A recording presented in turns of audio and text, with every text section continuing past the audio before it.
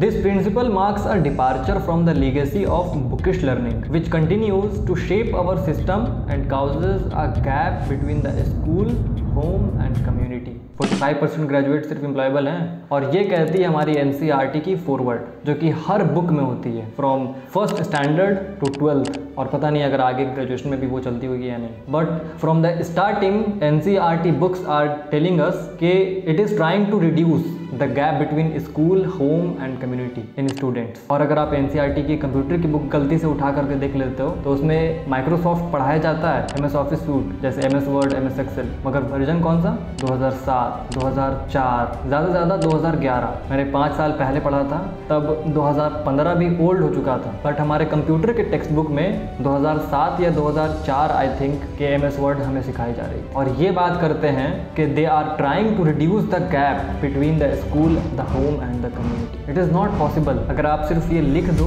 और आपको उसके बाद आपको कुछ भी दिखाई नहीं दे रही हो। Recently I made a video कि हमारे सिर्फ 45% ग्रेजुएट्स एम्प्लॉयबल हैं और हमारे यूनियन मिनिस्टर ने ये कहा था कि अनएम्प्लॉयमेंट सिर्फ नैरेटिव है, वी आर लैकिंग स्किल्स। तब फिर उसके बारे में ना मैं और जानने की कोशिश किया, because I have also recently admitted in graduation. I am doing BA from Aligarh Muslim university, this is my first year. तो मैं भी ये जानना चाहा कि मेरा 4 साल किस तरीके से वेस्ट होने वाला है उसमें, क्योंकि इस बारे में तो मुझे पता था पहले ही से कि वो मुझे 4 साल में कितना अच्छा हॉलीडे का पैकेज देने वाले हैं और उनकी जो एजुकेशन, उनकी जो सो कॉल्ड एजुकेशन है वो कितना रिलेवेंट होने वाली है मेरी ज़िंदगी के लिए और मेरे पढ़ाई के लिए। When I looked on the numbers कि 45% सिर्फ उसमें एम्प्लॉयबल हैं, तब मुझे ये पता चला कि those 45% are not just employable, they are only just a resource, that's it. और उनके अलावा मतलब ऐसा समझ लो किसी काम के ही नहीं, और उनकी बस इतनी सी गलती है कि वो सिर्फ अकेडमिक्स पर फोकस की। और हो सकता है कि उन्होंने अकेडमिक्स पर भी फोकस नहीं किया हो, क्योंकि अगर अकेडमिक्स पर फोकस किया होता तो कहीं ना कहीं टीचर या प्रोफेसर के लिए तो उन्होंने अप्लाई किया ही होता। बट अगर if they are not employable तो हो सकता है कि वो अकेडमिक्स में टॉपर हो, बट अकेडमिक्स के सिवा उन्हें और कहीं अपॉर्चुनिटी मिली ही ना हो।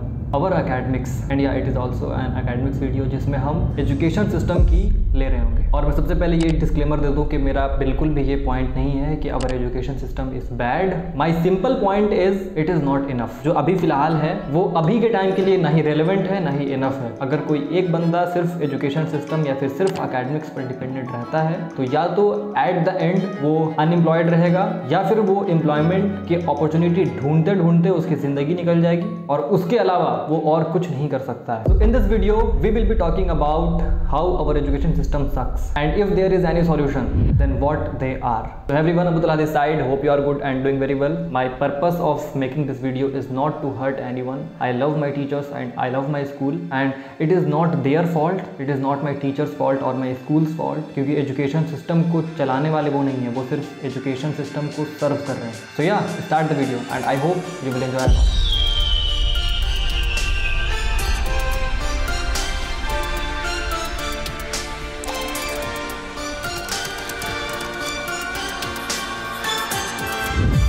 Let's start the video with the purpose of education. हर कोई जो भी एक एवरेज क्लास में है उसकी ज़िंदगी की शुरुआत होती है स्कूल से। हमारी स्टार्टिंग होती है अकेडमिक्स में, from learning ABCD, it means from the basic. फिर धीरे धीरे जैसे जैसे हम आगे बढ़ते जाते हैं हमें और ज़्यादा सब्जेक्ट्स दिए जाते हैं और फिर हमें और सारी चीज़ें पढ़ाई जाती हैं। क्यों पता नहीं, पढ़ाई जाती हैं ये कह करके कि वी आर टेस्टिंग यू कि आप किस सब्जेक्ट में आप अच्छे हो या फिर आप किस सब्जेक्ट में अच्छे हो सकते हो। और सेकंड रीज़न ये भी दिया जाता है कि अगर आप जितने ज़्यादा प्रॉब्लम्स को सॉल्व करोगे, जितने ज़्यादा सब्जेक्ट्स को पढ़ोगे, उतनी ही ज़्यादा आपकी माइंड शार्प होगी। तो इसमें मैं ये कहना चाहता हूँ आप वैसी भी चीज़ें पढ़ा सकते हो जो कि थोड़ी आज के टाइम पर रेलेवेंट हो। जैसे कि आप सब्जेक्ट्स में ही कुछ ऐसी चीज़ें ऐड करो जिसका यूज़ कुछ रियल लाइफ में भी हो। जैसे कि हम मैथ, साइंस में ऐसी बहुत सारी चीज़ें पढ़ रहे होते हैं, उनमें से बहुत सारी चीज़ें ऐसी हैं जिनकी एक रियल लाइफ में कोई भी काम नहीं आने वाली है और वो हमें ये कह के पढ़ाया जाता है कि अगर आप उसे पढ़ते हो तो आपका उससे माइंड शार्प होता है। हम जितने ज़्यादा प्रॉब्लम्स को सॉल्व करते हैं हमारा माइंड उतना ही खुलता है। तो my point here is we can learn those things also, जिससे हमारा माइंड ओपन भी हो और साथ के साथ हमें कुछ रियल लाइफ स्किल्स भी गेन हो रहे हो, जिससे हमें कुछ रियल जिंदगी में फ़ायदा हो रहा हो। आगे चलते हैं हमारे पर्पस ऑफ एजुकेशन में। स्टार्टिंग होती है हमारी फ्रॉम बेसिक, जो कि बहुत ज़रूरी है और बहुत सही है। जैसे जैसे हम आगे बढ़ते हैं हमारी डिफ़िकल्टीज़ और बढ़ती हैं, हमारे पास और वैराइटीज़ ऑफ सब्जेक्ट्स हमें मिल रहे होते हैं और धीरे धीरे हमारे एग्जाम के भी डिफ़िकल्टीज़ और बढ़ रहे होते हैं। मैं यहाँ पे ये भी कहना चाहूँगा, जो लोग कहते हैं कि हम आपको टेस्ट कर रहे हैं कि आप किस सब्जेक्ट में अच्छे हो, और उनको भी पता है कि हर बंदा जो है वो किसी ना किसी अलग अलग फील्ड में जाएगा। कोई भी ऐसा बंदा नहीं होगा जो कि सातों के सातों सब्जेक्ट या फिर जितने भी उसको सब्जेक्ट्स हैं वो सब में एक्सपर्ट हो ही जाएगा। तो अगर आप ये कह करके आप इतने सारे सब्जेक्ट्स पढ़ा रहे हो और इस तरीके से, तो आपको वहाँ पे प्रेशराइज नहीं करना चाहिए था। अगर कोई एक बंदा मैथ्स में फेल हो रहा हो बट इंग्लिश में अगर उसके 99 है तो उसे पास कर देना चाहिए, ना कि उसे मैथ्स में ज़बरदस्ती पास करवाना ही है। जिस बंदे के अंदर में शेक्सपियर जैसी इंग्लिश की ताकत हो उसे अब मैथ्स पढ़ना पड़ रहा है just to pass the exam and to get promoted into next class. So I am bit confused about their mindset and what they want. और आगे चलते हैं अपने पर्पस में। तो अगर कोई एक बंदा सिर्फ अपना फोकस लगा करके पढ़ रहा है तो उसे तो बिल्कुल भी कभी समझ नहीं आएगा कि उसका पर्पस आखिर है क्या पढ़ने के लिए। अगर उसे बहुत शौक है कि वो नई नई चीज़ों को पढ़े तो वो पढ़ता रहेगा, बट एट द एंड उसे पता चलेगा कि वो ये सारी चीज़ों को पढ़ रहा था just to get a job. और यही होता है final purpose of our education system, कोई माने या ना माने। That is our final goal, to be educated. हम जब 10th पास करते हैं सिर्फ इसलिए ताकि हम 11th में एडमिट हो पाएं, हम 12th पास करते हैं इसलिए कि हम ग्रेजुएशन में एडमिट हो पाएं, और हम ग्रेजुएशन सिर्फ इसलिए कंप्लीट करते हैं ताकि हमें उसके बाद किसी भी जॉब में अप्लाई करने का एक मौका मिले। That's it, that is the purpose, sole purpose of our education system. Not to educate you, not to grow you, just to promote you to next class और to bring you a job. That's it. जब यही purpose है साफ, तो ये आप साफ पहले क्यों नहीं बता देते? बच्चे खामखा इतनी मेहनत कर रहे हैं और ये लोग कभी इस बात को मानते नहीं है, और मैं इसे प्रूव कर सकता हूँ। अब जैसे मान लो अगर किसी को यूपीएससी का एग्जाम देना है तो उसके लिए मिनिमम क्राइटेरिया क्या है कि you have to be graduated. तो लोग ग्रेजुएट इसलिए होंगे ताकि गवर्नमेंट जॉब में अप्लाई कर सकें। तो ये बस एक क्राइटेरिया है, ये बस आपको एक शीट दे देता है कि या आप एक क्राइटेरिया को फुलफिल करते हो कि you are now graduated and और यू आर नाउ मास्टर, और अब आप इस चीज़ के लिए अप्लाई कर सकते हो या फिर आप अब इसके आगे पढ़ सकते हो। That's it. So our initial purpose was to learn the basics of any language and to get promoted to next higher class and then to get a job at the end. अब इसमें problem क्या है? Problem is that कि हर एक बच्चे की almost उसका पूरा बचपन और उसकी लगभग आधी जवानी वो इन किताबों के पीछे निकल जाती है, और एट द एंड वो शीट, हम जिसे डिग्री कहते हैं, उसके बाद भी अगर आप कहीं अप्लाई कर रहे हो तो आपको उसके लिए अलग से पढ़ने पड़ेंगे। तो फिर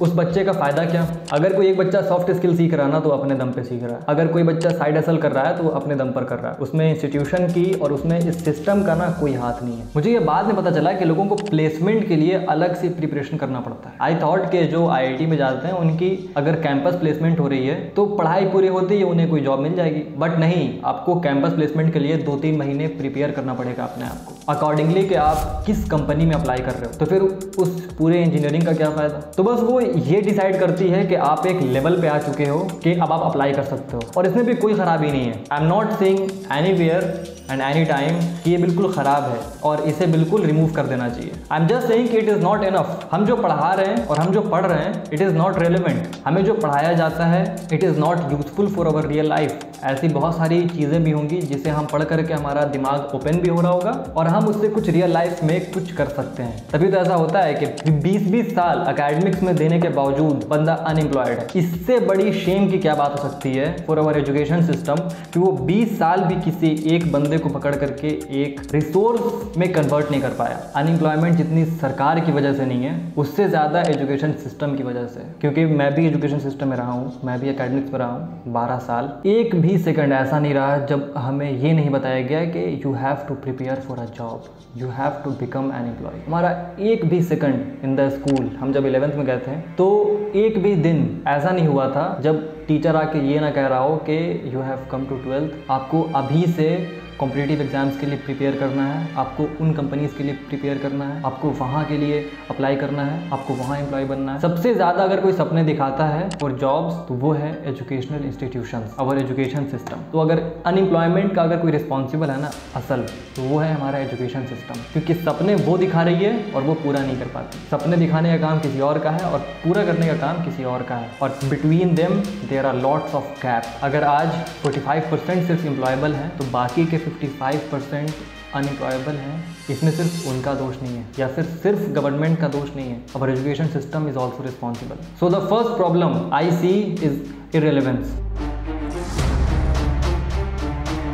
ये बात करती है कि they are breaking the gap they are reducing the gap between student, school और होम और कम्युनिटी। और उनके कंप्यूटर के बुक में 2003 और 2004 के MS वर्ड पढ़ाया जा रहा है। इससे बड़ी और क्या सबूत हो सकती है ऑफ इररिलेवेंस। A+B का होल स्क्वायर वाला तो एग्जाम्पल बहुत फेमस है ही कि वो कभी काम नहीं आया। I also agree with it. आप उसकी जगह पे और कुछ पढ़ा सकते थे, आप उसकी जगह पे टैक्स पढ़ा सकते थे, जो कि हर बंदे को आज न कल मैनेज करना है। टैक्स भी पढ़ाते हैं मगर सिर्फ एग्जाम पास करने के लिए। कोई उस पढ़ाई से ना अपना टैक्स कभी भी नहीं निकाल सकता है और कभी भी उसे सॉल्व नहीं कर सकता है, कभी भी अपने फाइनेंस को वो मैनेज नहीं कर सकता है। आप उन चीज़ों को ऐड कर सकते हो। And the second thing is its purpose.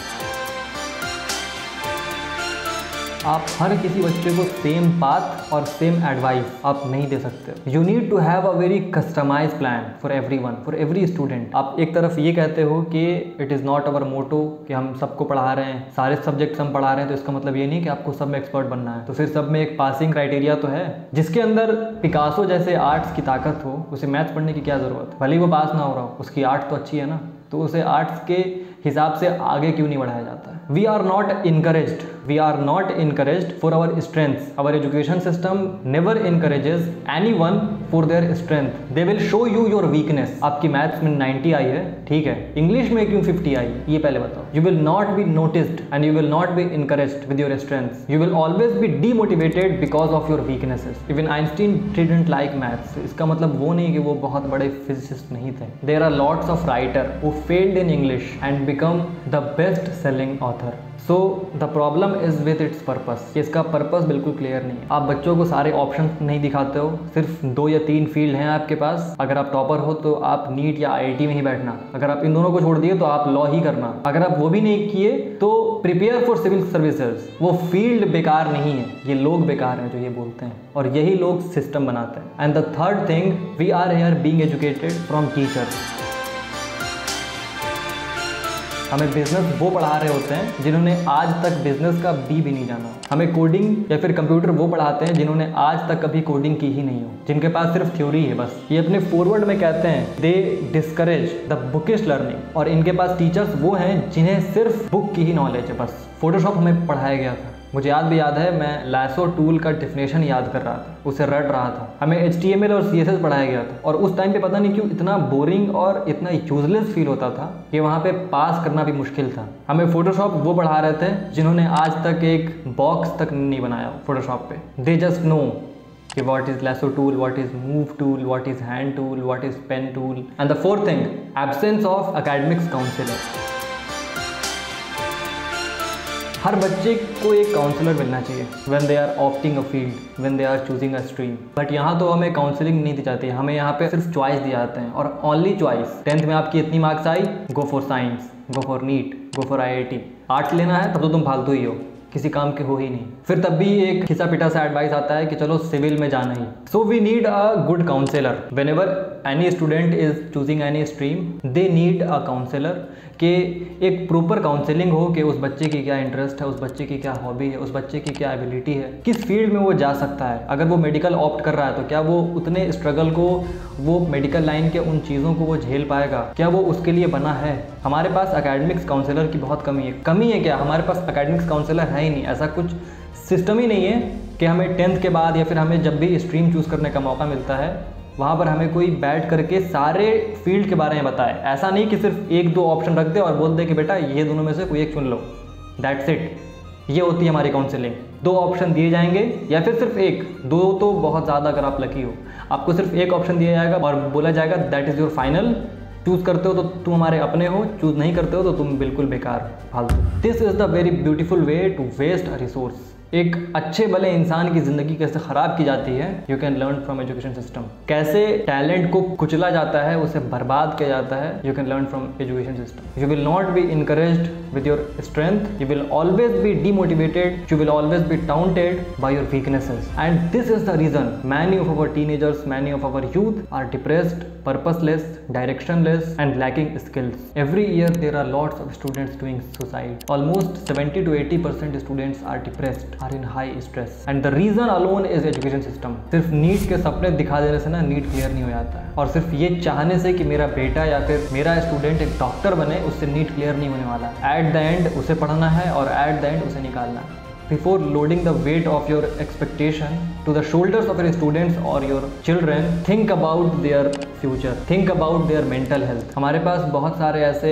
और एक्टर्स हो सकते हैं, ऐसे बहुत सारे स्पोर्ट्स पर्सन हो सकते हैं, बहुत सारे ऐसे एथलीट हो सकते हैं. अगर उन्हें इस एज में उनके स्ट्रेंथ्स को देखा जाए और उन्हें उसके लिए इनकरेज किया जाए. अगर एक क्रिकेटर बनने के लिए भी अगर ये होता क्राइटेरिया कि आपको एटलीस्ट 10th या फिर ग्रेजुएशन या फिर वो करना है, तब जो अभी नेशनल टीम में है ना, वो वहाँ पे नहीं होते, क्योंकि वहाँ पर उनकी प्लेइंग स्पिरिट देखनी है, उनकी वो स्ट्रेंथ देखनी है. वो मैथ्स में कितने वीक हैं उससे उन्हें फ़र्क नहीं पड़ता. So stop ruining the life, stop killing the creativity of every student. This is my request. पहले की तरह आज इशू नहीं है कि हम 6 किलोमीटर पैदल जा रहे हैं. आज के लिए इशू ये है कि हमें करना कुछ और है और हमें कराया कुछ और जा रहा है. हमारी स्ट्रेंथ किसी और चीज़ में है और हमें इनकरेज किसी और चीज़ के लिए किया जा रहा है. एटलीस्ट एक बार बच्चे से पूछना चाहिए कि what they want to choose. At least उनकी एक बार काउंसलिंग करनी चाहिए कि what they are made for. हो सकता है वो किसी और फील्ड में बहुत अच्छा कर पाएँ, हो सकता है उनकी अगर कोई एक फील्ड बहुत कमज़ोर है, उनकी कोई एक फील्ड बहुत ही स्ट्रांग हो. सो एज आई सेड,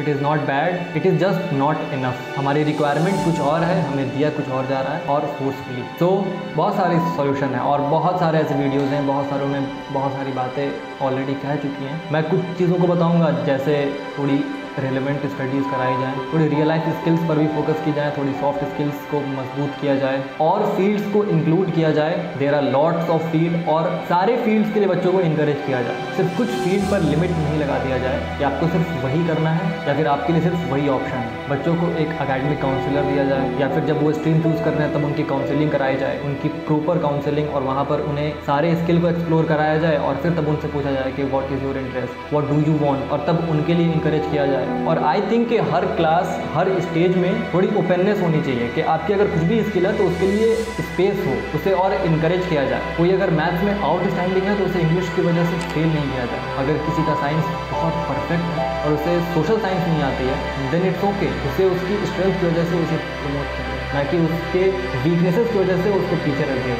हो सकता है कि फिर उसका साइंस भी खराब हो जाएगा उसे सोशल साइंस अच्छे करते करते. तो why we are not looking to their strengths instead of weaknesses, that is my concern. और टीचर्स को थोड़े और एक्सपीरियंस लाया जाए. अगर हम बिजनेस पढ़ा रहे हैं तो एटलीस्ट हफ्ते में या फिर महीने में एक आध ऐसा सेमिनार करा दिया जाए जहाँ पर एक बिजनेस पर्सन आकर के बच्चों को बताएं कि how a real business work. अगर थ्योरी हो रही है सही बात है, बट प्रैक्टिकल भी थोड़ा कराया जाए और कंटेंट को अपडेट किया जाए टाइम टू टाइम. बच्चा किताबों में पढ़ रहा है 2007 का माइक्रोसॉफ्ट और घर पे कंप्यूटर में पढ़ रहा है 2019 का. चाहिए आप गैप को कर रहे हो reduce. You have to think about that. And please expand the limits of knowledge. अगर आप ये कह रहे हो कि आप नॉलेज बांटते हो तो it is the era of information, it is the age of information. यहाँ पर सारे इन्फॉर्मेशन फ्री में और हर किसी के पास मौजूद है. तो कोई आपके पास, आपके टेक्स्ट बुक में कोई ऐसी चीज़ नहीं है जो बिल्कुल अनोखा हो या फिर सिर्फ आप ही के पास हो. So you also need to update your content, update your knowledge and so called your education. So that's it. I hope मैं आपके थॉट्स को, आपके ओपिनियंस को हर्ट नहीं किया हूँ. और अगर मैंने कुछ ऐसी बातें कहीं जो कि गलत थी, then please correct me on the comment section. I will try to understand. और अगर मुझे और कोई बातें ऐड करनी चाहिए, then also comment, I will be there. So till then, take care and have a good day.